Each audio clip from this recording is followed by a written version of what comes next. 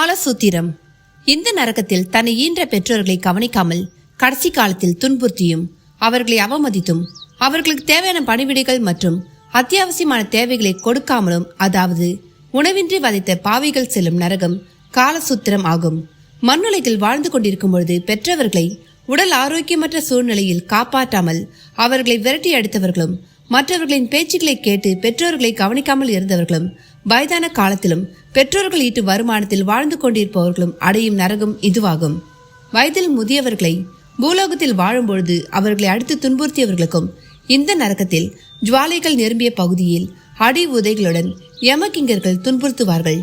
மகான்களையும் வயதில் மூத்தவர்களையும் பேச்சுகளால் அவமதித்தவர்களும் அவர்களின் பொருட்களை அவர்களிடம் அளிக்காமல் ஏமாற்றியவர்கள் இந்த நரகத்தில் தள்ளப்படுவார்கள். இந்த நரகத்தில் சூரியனின் ஜுவாலைகள் போன்ற அனல் எப்பொழுதும் இருந்து கொண்டே இருக்கும். இந்த ஜுவாலைகளால் உருவாகக்கூடிய அனலினால் ஜீவாத்மாக்களின் சரீரம் எரிச்சல் அடைந்து உலர்ந்து போகும். உணவுகளின்றி பசி அவர்களை வாட்டி வதைக்கும். இந்த நரகத்தில் ஜீவன்கள் எங்கேயாவது நிழல் கிடைக்குமா என்று அங்குமிங்கும் ஓடும், புரளும் குதித்து கொண்டே இருக்கும். ஆனால் இந்த நரகத்தில் எவ்விடத்திலும் நிழல் என்பது கிடையாது.